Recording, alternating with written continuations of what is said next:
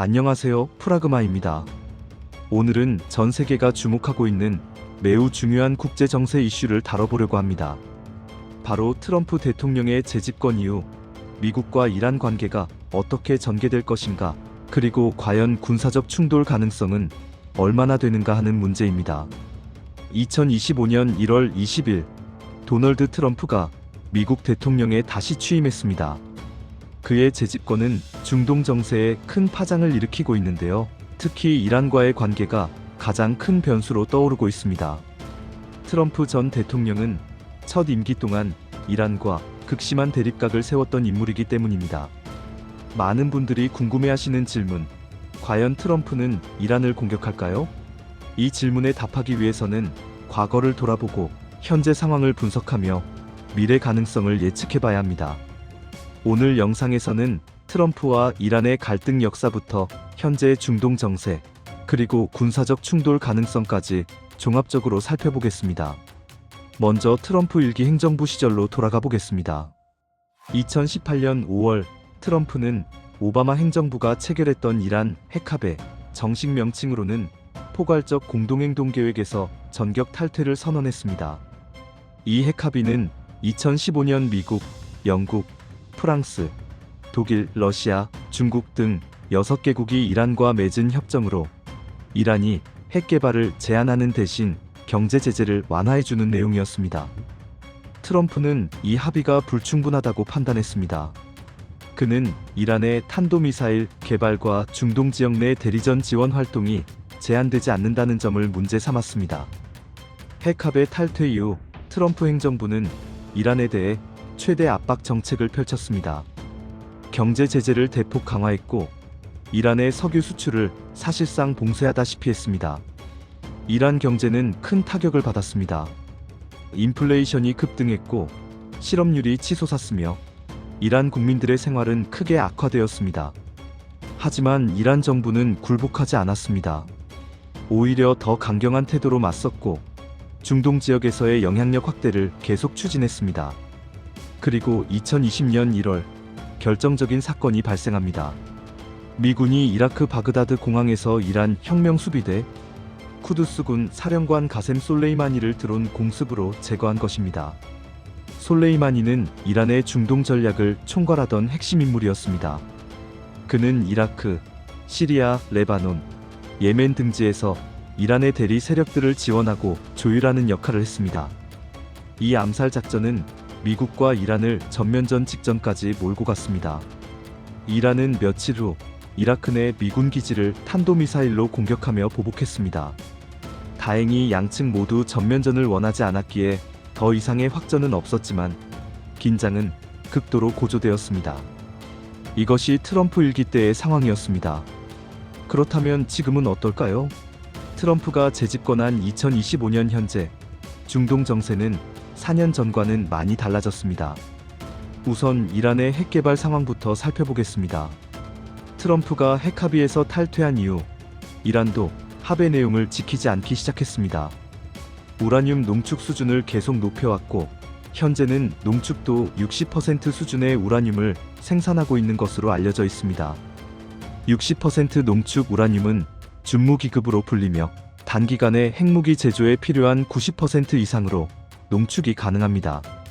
국제원자력기구는 이란이 수개월 내에 핵무기 제조가 가능한 양의 고농축 우라늄을 확보할 수 있다고 경고하고 있습니다. 중동 지역 내 이란의 영향력도 변화했습니다. 이란은 시리아, 이라크, 레바논, 예멘 등지의 대리 세력 네트워크를 구축하고 있습니다. 레바논의 헤즈볼라, 예멘의 후티 반군, 이라크와 시리아의 여러 시아파 민병대 조직들이 이란의 지원을 받고 있습니다. 이들은 이스라엘과 미국의 중동 내 이익에 지속적으로 위협을 가하고 있습니다. 특히 최근 몇 년간 후티 반군의 활동이 활발해졌습니다. 홍해를 지나는 상선들을 공격하거나 사우디아라비아 영토 내 석유 시설을 드론과 미사일로 타격하는 등의 행동을 해왔습니다. 이는 국제 해운과 에너지 시장에 직접적인 영향을 미치는 사안입니다. 이스라엘과 이란의 관계도 중요한 변수입니다. 이스라엘은 이란의 핵 개발을 실존적 위협으로 간주하고 있습니다. 이스라엘 정보기관은 이란 핵시설에 대한 정보 수집과 파괴 공작을 계속해왔고, 시리아 내 이란 관련 시설들을 수차례 공습해왔습니다. 이스라엘은 필요하다면 단독으로라도 이란 핵시설을 공격할 의사를 지속적으로 표명해왔습니다. 그렇다면 트럼프의 입장은 어떨까요? 그는 선거운동 기간 동안 이란에 대해 매우 강경한 발언을 여러 차례 했습니다. 이란이 핵무기를 개발한다면 절대 용납하지 않겠다고 말했고, 필요하다면 군사행동도 불사하겠다는 의지를 내비쳤습니다. 트럼프는 이스라엘과의 관계를 매우 중시하는 인물입니다. 1기 행정부 때 미국 대사관을 예루살렘으로 이전했고, 골란 고원에 대한 이스라엘의 주권을 인정했으며, 이스라엘과 아랍 국가들 간의 관계 정상화를 추진한 아브라함 협정을 중재했습니다. 이스라엘의 안보를 미국의 핵심 이익으로 간주하는 그의 입장은 변함없어 보입니다. 하지만 군사적 공격을 실행하는 것과 강경한 발언을 하는 것은 완전히 다른 문제입니다. 이란을 공격한다는 것은 엄청난 결과를 초래할 수 있는 결정이기 때문입니다. 먼저 군사적 측면을 살펴보겠습니다. 이란은 중동에서 가장 강력한 군사력을 보유한 국가 중 하나입니다. 정규군이 약 35만에서 42만 명, 혁명수비대가 약 12만에서 15만 명으로 총 약 50만 명 이상의 현역 병력을 보유하고 있으며, 이 외에도 상당한 규모의 예비군을 보유하고 있습니다. 특히 혁명수비대는 이란 최정예 부대로 약 12만에서 15만 명 규모입니다. 이란의 미사일 능력은 특히 주목할 만합니다. 이란은 중동 최대의 미사일 보유국으로 수천 발의 탄도미사일과 순항미사일을 보유하고 있습니다. 이들 중 일부는 사거리가 2000km가 넘어 중동 전역과 이스라엘을 타격할 수 있습니다. 이란은 또한 드론 기술도 상당히 발전시켰습니다. 만약 미국이나 이스라엘이 이란을 공격한다면 이란은 분명 보복할 것입니다. 이란은 중동 전역에 있는 미군 기지와 시설들을 미사일로 공격할 수 있습니다. 이라크, 시리아, 요르단, 쿠웨이트, 바레인, 카타르, UAE 등에 주둔한 미군 병력이 위험에 처할 수 있습니다. 이란의 대리 세력들도 움직일 것입니다.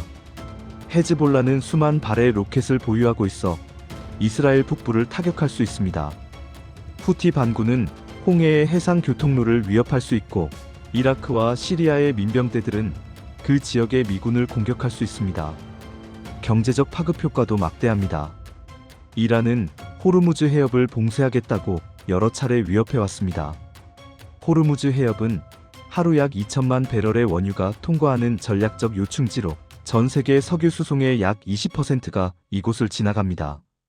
이 해협이 봉쇄되거나 불안정해지면 국제 유가가 급등하고 세계 경제에 심각한 충격을 줄 수 있습니다. 전쟁이 확대될 가능성도 배제할 수 없습니다. 이란과 동맹 관계에 있는 러시아와 중국이 어떤 형태로든 개입할 가능성이 있습니다. 특히 러시아는 시리아에 군사기지를 두고 있고, 중국은 이란으로부터 많은 양의 석유를 수입하고 있어 이란의 안정이 자국의 이익과 직결됩니다. 그렇다면 현실적으로 트럼프가 이란을 공격할 가능성은 얼마나 될까요? 이를 판단하기 위해 몇 가지 시나리오를 생각해 볼 수 있습니다. 첫 번째 시나리오는 제한적 공습입니다. 이란의 핵시설만을 표적으로 삼아 정밀 타격을 가하는 것입니다. 이스라엘이 과거 이라크와 시리아의 핵시설을 폭격했던 것처럼 신속하고 제한적인 작전을 통해 이란의 핵개발 능력을 무력화시키는 방안입니다. 하지만 이란의 핵시설은 이라크나 시리아와는 다릅니다. 상당수 시설이 지하 깊숙이 건설되어 있어 완전히 파괴하기 어렵고, 시설들이 이란 전역에 분산되어 있습니다. 또한 제한적 공습이라 하더라도 이란의 보복을 막을 수는 없으며, 이는 더 큰 충돌로 확대될 위험이 있습니다. 두 번째 시나리오는 전면전입니다. 이란의 군사시설 전반을 타격하고 필요하다면 지상군을 투입하는 대규모 군사작전입니다. 하지만 이는 현실성이 매우 낮습니다. 이란은 인구 9천만 명에 가까운 큰 나라이고 지형도 험준합니다. 미국은 이라크와 아프가니스탄에서의 오랜 전쟁으로 많은 피해를 입었고, 국민들은 또 다른 중동 전쟁을 원하지 않습니다. 세 번째 시나리오는 대리전 방식입니다. 직접 군사력을 투입하는 대신 이란 내부 반정부 세력이나 소수민족 독립운동을 지원하는 방식입니다. 하지만 이 역시 효과가 불확실하고 장기간이 소요되며 이란 정부의 탄압 능력을 고려하면 성공 가능성이 높지 않습니다. 네 번째이자 가장 현실적인 시나리오는 최대 압박 정책의 강화입니다. 군사 공격 대신 경제 제재를 더욱 강화하고 외교적 고립을 심화시키며 이스라엘과 아랍 국가들의 대이란 공조를 강화하는 방식입니다.